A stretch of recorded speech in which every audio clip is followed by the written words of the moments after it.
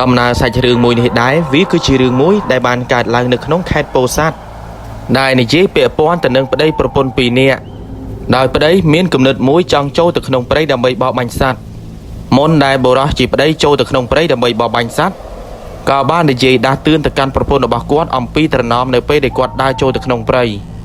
ហើយត្រណមទាំងនោះបុរសជាប្តីក៏បាននិយាយថាបើគាត់ធ្វើដំណើរចូលទៅក្នុងព្រៃបរបាញ់សត្វហើយគឺហាមម្យ៉ាងប៉ះពាល់របស់របរដែលគាត់ប្រើប្រាស់មិនត្រឹមតែប៉ុណ្ណោះមិនត្រូវសារមុងសារកន្ទេលសារភួយកន្លែងគាត់គេងជាដាច់ខាតពីព្រោះបើតាមអបិយជំនឿឬក៏ទំនៀមទម្លាប់របស់ព្រានព្រៃពួកគាត់ជឿថាការធ្វើបែបនេះគឺអាចធ្វើឲ្យពួកគាត់អាប់រាសីនៅពេលដែលចូលទៅក្នុងព្រៃប្រមាញ់បរបាញ់សត្វវាច្បាស់ជាជួបរឿងរ៉ាវអាក្រក់ហើយនឹងគ្រោះថ្នាក់ដែលនឹកស្មានមិនដល់នៅក្នុងព្រៃជាជាមិនខានពីព្រោះតែកាលណាព្រានព្រៃអាប់រាសីឬក៏រាសីធ្លាក់គឺវាជាឱកាសទៅដល់ពពុះសភាវៈផ្សេងដែលតែងតែចាំធ្វើទុកធ្វើទោសមកដល់ព្រានព្រៃជានិច្ចដូច្នេះហើយទៅព្រានព្រៃគឺប្រកាន់ភ្ជាប់ណាស់នៅត្រណមច្បាប់ដើរព្រៃលុះនៅពេលព្រឹកព្រលឹមភ្លាមក៏ស្រាប់តែបុរសជាប្តីក៏បានដើរចាក់ចេញពីផ្ទះជាមួយនឹងឆ្កែរបស់គាត់មួយក្បាលហើយនឹងថង់យាមព្រមទាំងកំភ្លើងមួយដើមរបស់គាត់ផងដែរហើយបុរសដែលមានវ័យអាយុប្រហាក់ប្រហែលជា50ឆ្នាំម្នាក់នេះគឺគាត់ក៏មានឈ្មោះថាអ៊ំលេនចំណែកឯប្រពន្ធរបស់គាត់វិញគឺមានឈ្មោះថាអ៊ំនួនហើយវ័យរបស់គាត់គឺប្រហាក់ប្រហែលជា40ក្រាស់នេះឯងមែនតែនទៅអ៊ំនួនហើយនឹងអ៊ំលេនពួកគាត់ទាំងពីរនាក់ក៏មានកូនប្រុសម្នាក់ដែរប៉ុន្តែកូនប្រុសម្នាក់នោះគឺនៅក្នុងផ្ទះរបស់គាត់នេះហើយមិនយូរប៉ុន្មាននោះទេអ៊ំលេនគាត់ក៏បានបណ្ដាលឆ្កែរបស់គាត់ធ្វើដំណើរចូលទៅដល់ក្នុងព្រៃ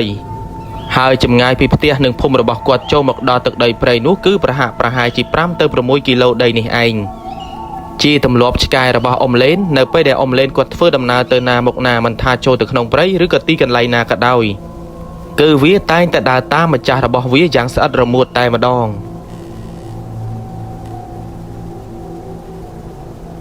ហើយឆ្កែអាថ្នោតអ៊ំលេនមួយក្បាលនេះនៅពេលដែលវាចូលមកដល់ក្នុងព្រៃម្ដងគឺវាក៏ពូកែក្នុងការប្រមាញ់ខំចាប់សត្វព្រៃនៅពេលដែលវាខំបានសត្វព្រៃណាមួយហើយអាថ្នោតឆ្កែរបស់អ៊ំលេនម្នាក់នេះគឺវាចេះណាស់តែងតែខំអូសទាញសត្វព្រៃទាំងនោះយកមកឲ្យម្ចាស់របស់វាហើយអាថ្នោតឆ្កែអ៊ំលេនមួយក្បាលនេះដែរភាគច្រើនដែលវាតែងតែខំបានសត្វព្រៃគឺវាខំតែសត្វព្រៃណាដែលសមល្មមដែលអាចវាខំឈ្នះបានហើយមិនយូរប៉ុន្មាននោះទេវាក៏បានដើរឆ្ងាយពីម្ចាស់របស់វាបានបន្តិចក៏ស្រាប់តែឆ្កែអាថ្នោតរបស់អ៊ំលេនវាក៏បានប្រទះឃើញឆ្លុះហើយនឹងប្រាស3ក្បាលកំពុងតែនាំគ្នាផឹកទឹកហើយមើលទៅឆ្លុះហើយនឹងប្រាសទាំង3ក្បាលនោះគឺពុំបានខ្លាចទៅលើឆ្កែរបស់អ៊ំលេននោះទេគឺវាបែរទៅជាបញ្ចេញចរិតរឹកពីឌឺដងមកកាន់ឆ្កែរបស់អ៊ំលេនដោយឆ្កែរបស់អ៊ំលេននៅពេលនោះក៏មិនដឹងថាធ្វើយ៉ាងម៉េចបានត្រឹមតែព្រោះលូទៅកាន់ពូវារហូតដល់អ៊ំលេនក៏ស្រាប់តែគាត់ក៏បានដើរចេញពីក្នុងព្រៃមកដល់ទីនោះហើយក៏ប្រញាប់ប្រញាល់លើកំភ្លើងបំរុងនឹងភ្ជុំបាញ់ទៅកាន់ប្រើហើយនឹងឆ្លុះនោះតែប្រើហើយនឹងឆ្លុះទាំងនោះពូវាក៏បានផ្អើលរត់ចូលទៅក្នុងព្រៃអស់ទៅចំណែកឯអ៊ំលេនវិញគាត់ក៏ពុំបានដេញតាមពូវាបន្តបន្ទាប់ទៀតដែរគឺគាត់បានត្រឹមតែឈរសម្លឹងមើលទៅកាន់ពូវាដែលពូវារត់ចូលទៅក្នុងព្រៃបាត់អស់ហើយកន្លែងដែលវាចុះផឹកទឹកនៅទីនោះដែរតាមក៏ពិតទៅវាគឺជាទឹកមួយថ្លុក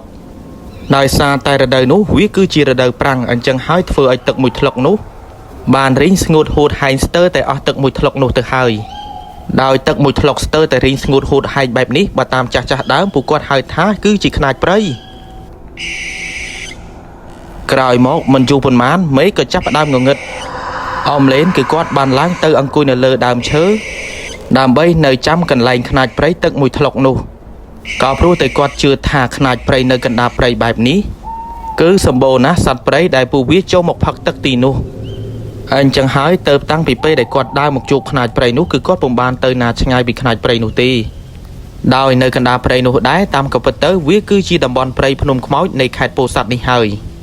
ស្ថានភាពនៅក្នុងព្រៃពេលក្បាលប្រលប់ដំបងគឺមិនសូវជាគួរឲ្យខ្លាចអីប៉ុន្មាននោះទេតែនៅពេលដែលយប់រៀងជ្រៅបន្តិចក៏ស្រាប់តែឆ្កែអាថ្នោតរបស់អ៊ំលេនវាហាក់បីដូចជាបានឃើញអ្វីមួយអញ្ចឹងហើយដែលធ្វើឲ្យវានៅពេលនោះក៏ស្រាប់តែបានព្រុសលូយ៉ាងចម្លែកតែម្ដងពេលនោះសម្បីតែស្ថានភាពនៅក្នុងព្រៃក៏ខុសពីក្បាលល្ងាចដែរដោយព្រៃនោះវាក៏ចាប់ផ្ដើមធ្លាក់ផ្សែងអាប់យ៉ាងស្លុបមើលពីស្ថានភាពនៅក្នុងព្រៃនោះវាក៏ចាប់ផ្ដើមគួរឲ្យខ្លាច อมเลนก็สำลังมือจกมือล้างจุ่มวิ่งไปกระสับแต่กวาดกับบานมือเคยโดยจีบุรอมันเนี้ยกำปงแต่ดาวสำได้หมกกันแรงขนาดไปได้กวาดกำปงแต่รองจำบัญสัตบอลต่อปีอมเลนกดเคยบุรอมันเนี้ยนู้ดาวหมกกันแรงขนาดไปเติบกวาดกับบานโยธามูลหายในไอ้ได้เฟื่อเอาชกายอัธนาดบอกกวาดปลุกรู้ยังจำไรแบบนี้อมเลนคณะไปได้กวาดสำลังมือแต่การบุรอได้กำปงแต่โชนในกันแรงขนาดไปนู้ซอกกระสับแต่บุรอมันเนี้ยนู้กับบ้านสำลังมือหมกกันกวาดเตียงตึกหมกอย่างทำไมหายอมเลนก็มันนึกสมานทาบุรอมันเนียนุดังถักกวาดกำปงแต่อังกุยเนเลดามเชิญนุตีนายไปได้อมเลนกวาดเคยบุรอมันเนียนุสำลักมือแต่การกวาดเนเลดามเชยยังมกเตียงทำไมแบบนู้กวาดก็ปุ่มบานสู้น้อมกันบุรอมันเนียนุไอ้เลยหายมือเตอบุรอไว้กันดามันเนียนุก็มีนจะรักรึกเปี้ยจำไรโดยชนะเฟยกวาดกับสมานโยบานคลาทาบุรอมันเนียนุจะมาชีมันแมนชีมนุษย์ปดประกอบนุตีบรอไว้กันดามันเนี่ยนึกบรรทอปีสำลังมือแต่การอมเลนหายก็สามแต่กอดกับบานเอากับบองตึกพักนึกกันไล่มอดขนาดเปรย์นูหายบานจำปีสกาธนาดบอมเลนคือวิกเกิดแต่ปีพลูลูแต่มาดอง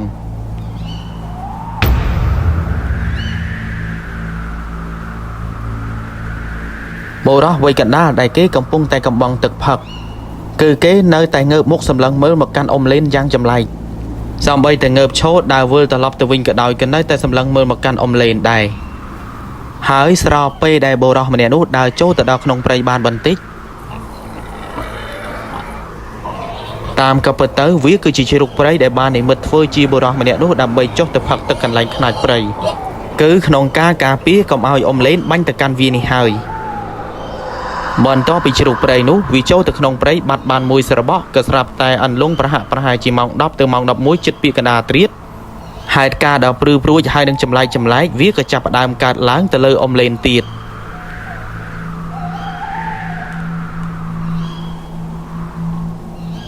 คือตั้งมวยถลอกในขนาดเปรย์นุวิกระจับดามระลอกเมื่อเตยหลังโชลโยคเนียตายมาดอง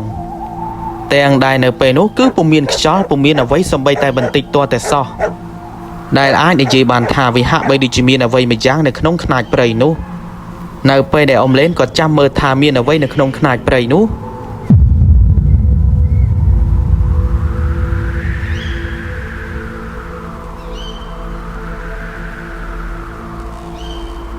ก็สรับใต้บันติกลายมอกกับบานลิกพอกระเปยยังทอมประหายจีปนตุกแจ้งไปขนมตึกขนาดเปรย์นู้เมื่อเตอคือวิสัมบามหายในกายสหาวนะประสันมาเยอะในขนมเหตุการณ์นู้จะบาจิโยสัตในไปได้เคยกระเปยมวยนู้วิทอมสัมบามคลังนะ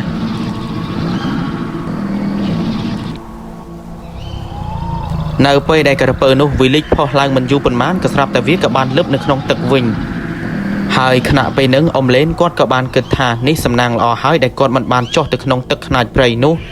ประสันมากาปีหนึ่งโมงได้กอดมักดาวกันไหลขนาดเปรย์นุจ่อตึกขนมขนาดเปรย์นุจะบ้าจิตรบานกระเปอร์ไฮซีเจจีมันคาน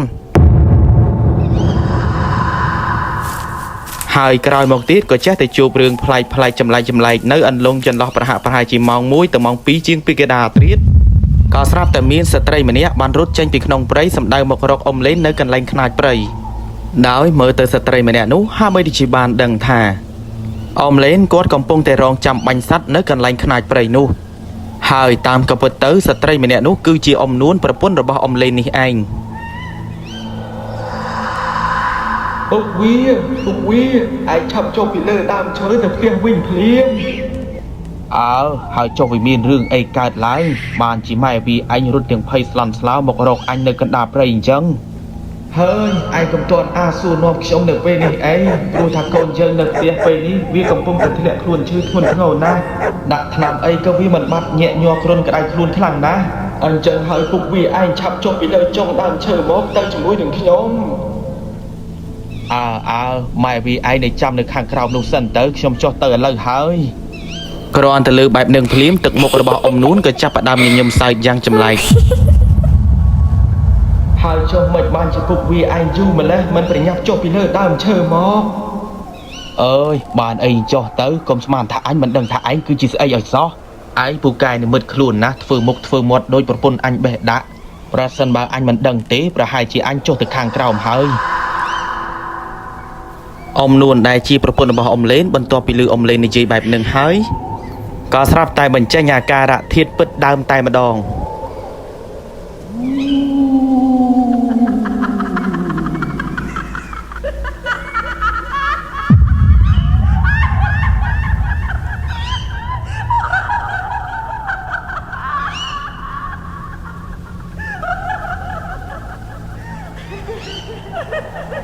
យតាមកំពិតទៅអ្វីដែលកំពុងតែនិមិត្តធ្វើជាប្រពន្ធរបស់គាត់នៅពេលនោះដែរវាគឺជាខ្មោចព្រៃនៃច្រាព្រៃនេះឯងដោយខ្មោចព្រៃនោះវាពិតជាមានមុខមាត់អាក្រក់ហើយនឹងសម្បើមខ្លាំងណាស់មិនថានៅលើមុខឬក៏នៅលើដងខ្លួនរបស់វាពោពេញទៅដោយឈាមហើយនឹងរលេះរលួយហើយវាក៏បានសើចដាក់អ៊ំលេនឃើញបែបនោះក៏មិនរងចាំយូរអីនោះទេក៏បានលើកកំភ្លើងកេះកៃតម្រង់បាញ់ទៅកាន់ខ្មោចព្រៃនោះទៅ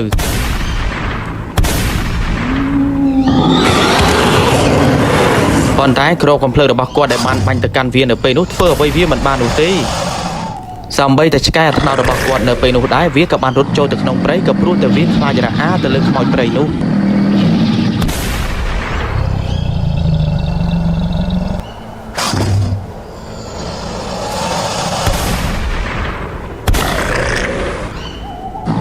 ដោយស្ថានភាពពេលនោះវាពិតជារន្ធត់ហើយនឹងព្រឺព្រួយខ្លាំងណាស់សម្រាប់អ៊ំលេនគឺគាត់ព្យាយាមប្រើកំភ្លើងរបស់គាត់បាញ់កំចាយទៅលើខ្មោចព្រៃនោះណាប៉ុន្តែដោយដែលយើងដឹងស្រាប់ហើយថាគ្រាប់កំភ្លើងនីមួយៗដែលបានបាញ់ត្រូវទៅលើខ្មោចព្រៃនោះវាហាក់បីដូចជាអត់ប្រយោជន៍ដោយរឿងដែលតក់ស្លុតខ្មោចព្រៃនោះវាក៏បានស្ទុះឡើងទៅលើដើមឈើតែម្ដង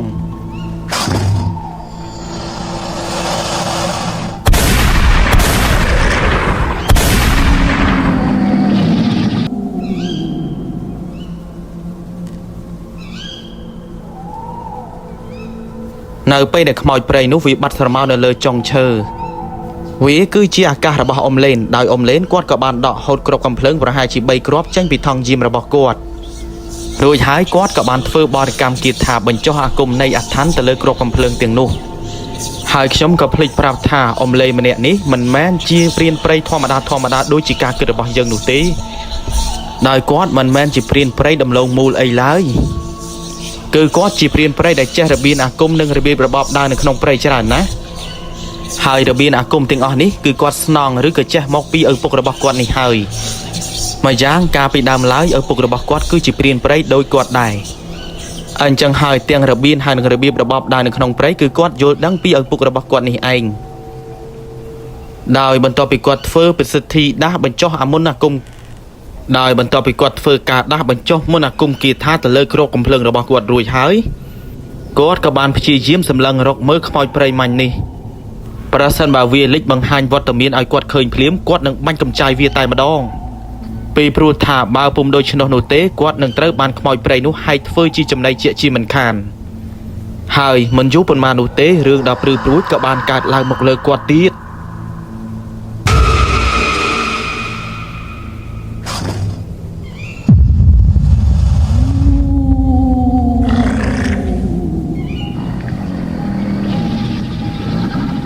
ដោយខ្មោចព្រៃនោះវាបានបង្ហាញឲ្យគាត់ឃើញនៅលើចុងឈើលើក្បាលរបស់គាត់តែម្ដងឃើញហើយពិតជារន្ធត់ហើយនឹងសម្បើមខ្លាំងណាស់ដោយអ៊ំលេនខណៈពេលនោះដែរគាត់ក៏មិនរងចាំយូរអីនោះទេដោយគាត់ក៏បានលើកកំភ្លើងតម្រង់ខ្ជុំបាញ់ទៅកាន់ខ្មោចព្រៃនោះទៅ